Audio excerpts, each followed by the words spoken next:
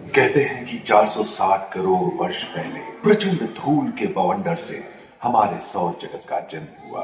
धीरे धीरे पृथ्वी शीतल होने लगी, बहुत सारे गैस बाहर निकलने लगे और पृथ्वी के चारों ओर वायुमंडल के रूप में छा गए।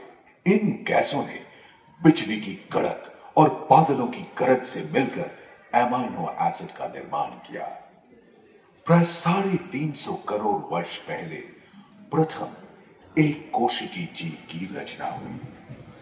लगभग 280 करोड़ वर्ष पहले स्टोमेटोलाइट्स ने प्रकाश संश्लेषण के द्वारा वायुमंडल में ऑक्सीजन को मुक्त किया।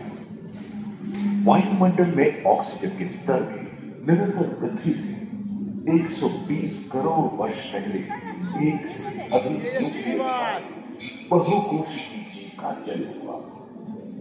इस क्रमिक विकास से ही प्लैंटन, जेलीफिश, स्टारफिश, नॉटिलॉइड से सागर आए। सागर के किनारे वाले अंचल में पौधे लहराने लगे। बहुत तेजी से विभिन्न प्रजातियों की कई मछलियां विकसित हुई। यहाँ जो विशाल मछली दिख रही है उसका नाम है डार्विनोस्टस। और घने जंगलों में बदल गए।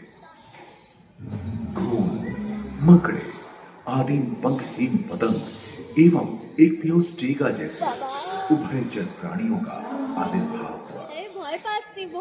सरीसृप जैसे स्तनपायी डायनासोर प्रकट हुए, जिसकी पीठ पर नौका के पाल की तरह एक अंग जो ताप को नियंत्रित रखने में मदद करता है। सरीसृप की तरह एक अन्य स्तनपायी प्राणी साइनोमेथस इन दिनों काफी प्रभावशाली हो गया था। इसकी विशेषता कुत्ते से बहुत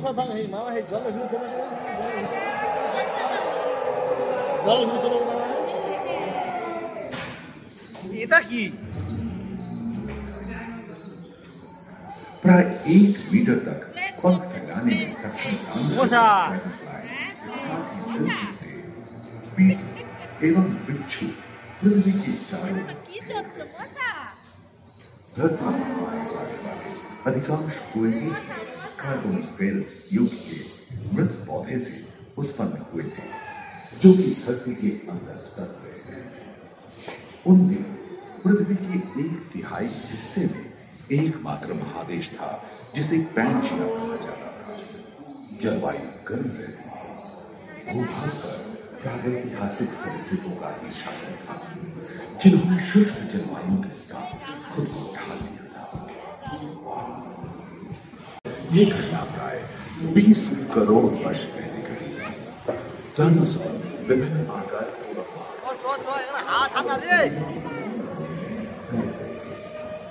जलवायु के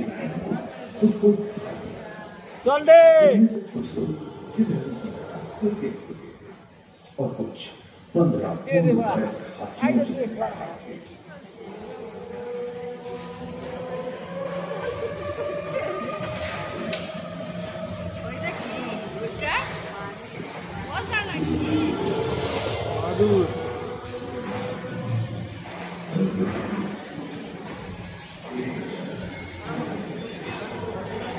कुछ 4 पैरों से चलते थे, तो 2 पैर वाले डायनासोर।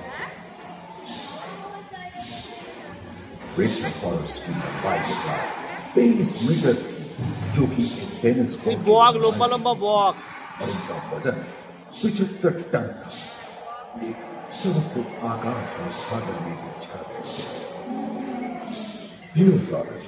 समुद्र में रहते। सबसे प्राचीन सूर्यमोर्फोडॉन हवा में रहते।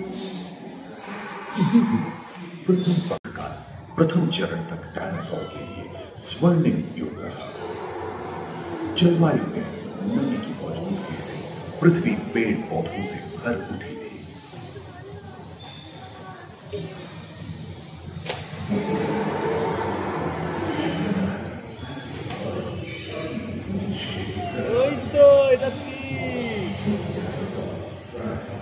पैंजिया महादेश खंडित होने के कारण भारत एशिया के और महादेश प्लेटों हलचल होने से ज्वाला इसके फलस्वरूप पाए भूकंप से विभिन्न भौगोलिक आकार एवं आकृतियां नौका के पास जिससे वो अपनी करता था एवं छोटे डायनासोर को ओलंपिक के तीन धावकों की तरह दौड़ सकते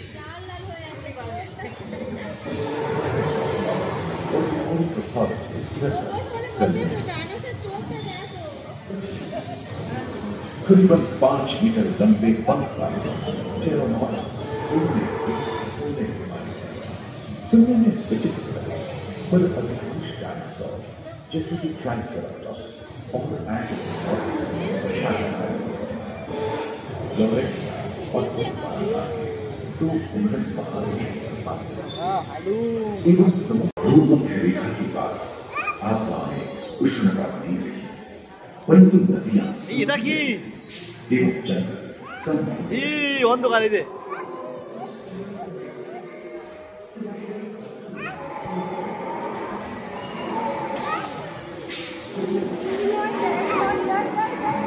এই গোন্ডা এই বকি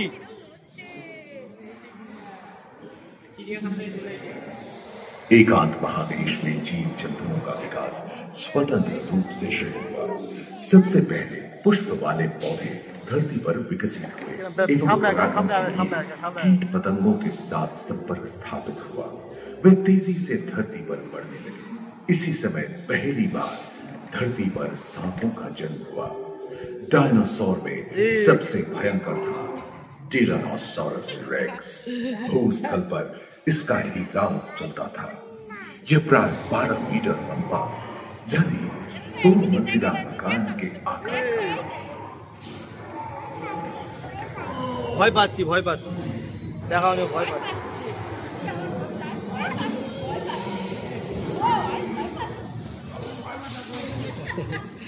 পাচ্ছি ভয় পাচ্ছি এটা কি शाकाहारी एंकिलोसॉरस अपनी पूंछ के उठकर डायनो सभी डायनासोर प्राय 6.5 करोड़ वर्ष पहले विलुप्त हो गए। एक अनुमानित एक बहुत बड़ी भूमिका पृथ्वी से जा रही है जिसके फलस्वरूप उत्पन्न धूल के विशाल हजारों वर्षों तक सूर्य की किरणों को धरती पर ভয় পাচ্ছি খুব ভয় পেয়েছি যা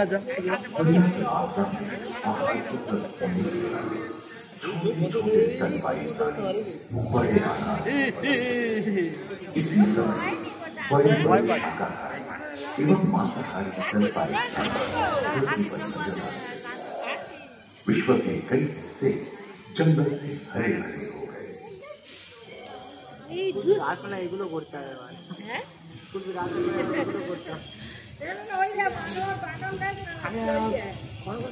এইগুলো আগে ওই ডাইনোসরের ভিতরে ছিল ওই জন্য মানে ওটা বন্ধ করতে হবে। हाथी के पूर्वज डायनोथेरियम और घोड़े के पूर्वज यूहिपस ये কি এই জায়গা ভল্লুক এই জানো না जो आज के हाथी और घोड़े में रूपांतरित हुए।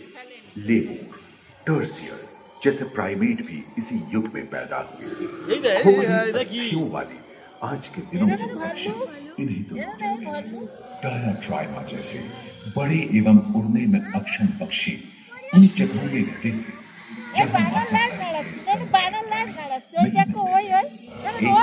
एवं जन्म लगभग 1 करोड़ वर्ष पहले हुआ था। इस समय आदि मनुष्यों का भी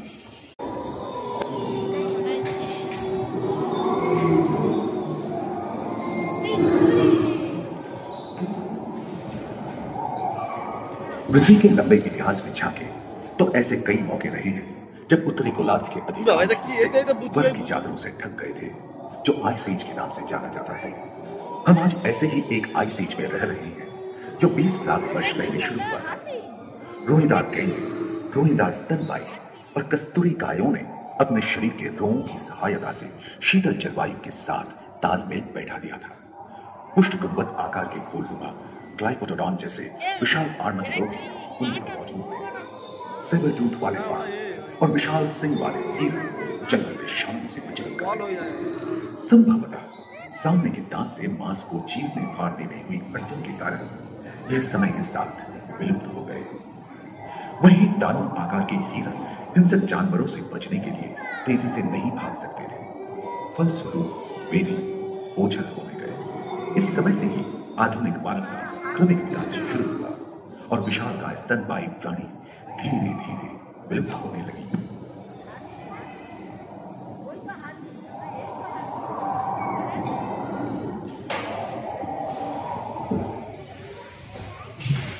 उम्मीद है कि आपको सफर में मजा आया होगा। जीवन विकसित